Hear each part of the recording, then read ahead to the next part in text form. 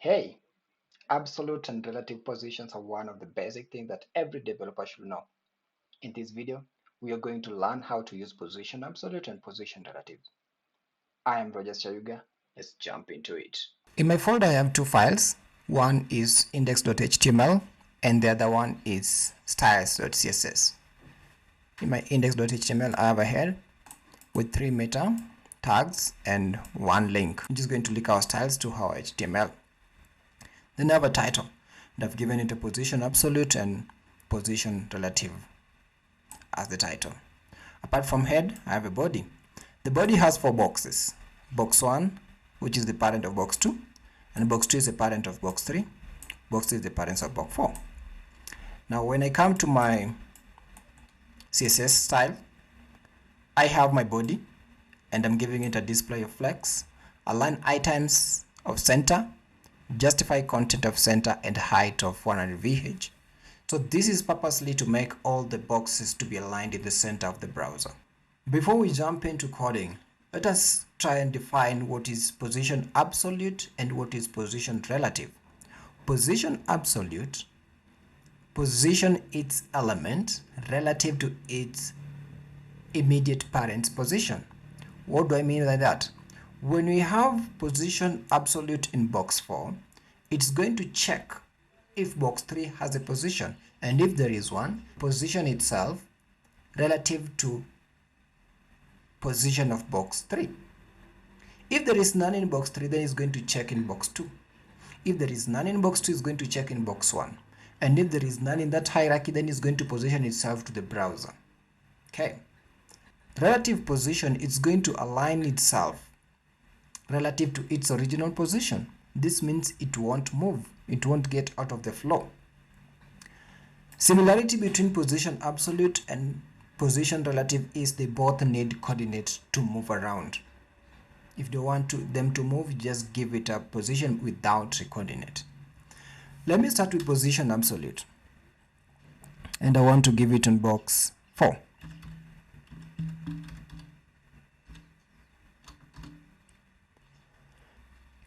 And I give it position absolute. Now I'm going to give it a top of 0 and left of 0. So what's going to happen with box 4? It's going to check it's in box 3. If there is a position, then it's going to position itself relative to that box. If there is none, it's going to check in box 2. If there is none, box 1. If there is none in the whole tree, then it's going to position itself relative to the browser. Now, according to what you're seeing right now, there is no position in box 3, neither box 2, neither box 1. So we're expecting that this box 4 is going to position itself top 0, left 0 to the browser. So let's save and see if that is going to be the case. Great. So it's going to move out of the flow and it's going to attach itself to top 0 and left 0 of the browser. Now I want to tweak something. I want to play around with it and give box 2 a position absolute. So when I give it position absolute without coordinates, it's not going to move. Box 2 won't move, but box 4 is going to move because I've given it coordinates. But now box 4 is going to check inside box 3 if there is a position, and because there is none, it's going to jump to box 2 and check if there is a position, and it's going to find a position inside box 2. What is going to happen? It's going to position itself relative to the position of box 2. Let's save and see. Great, that is what is happening. And you've seen that box 2 has a background of blue violet, so it's positioning itself top 0, left 0 of box 2. Now what happens if I'm going to give box 1, which is the outermost box, a position? And again, I'm not going to give it coordinates so that it won't move. It's going to stick. Then I'm going to save. Nothing is happening because, like I said, box 4 is going to check in box 3. If there is none, then it's going to check in box 2.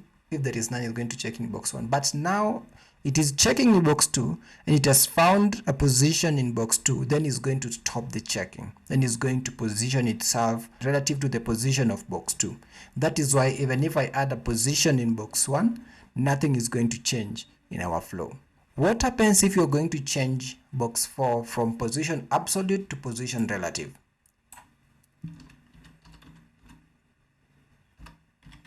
And from our previous definition, position relative is going to position itself relative to its original position. So right now we are expecting box 4 to move, to detach itself from box 2 and occupy its original position, because the coordinates calls for it to occupy its original position without moving. Let's even see if that is the case. Great. So it's taking its original position. We are going to check what happens if you're going to add top of 20 and left of 30. So that is 30 pixels, sorry. 30 pixel. This is going to position itself 20 pixel away from its original top and 30 pixel away from its original left. So let's save and see. So you've noted that it's moving. And if right now I decide to give box 2 a top of 0 and left of 0, what's going to happen? Box 2 is going to move top 0, left 0 of box 1, because we have a position that has been defined box 1. So let's save. See, that is what is going to happen. You'll notice that box 3 is not going to be affected and box 4 is not going to be affected. It is only that inside box 2 is where we have box 3 and 4. So it's going to move along with its parent. And the parent says that it has to be attached, the top 0 and left 0 of box 1. That is why everything is moving. In summary, position absolute moves elements and positions them relative to the next parent's position.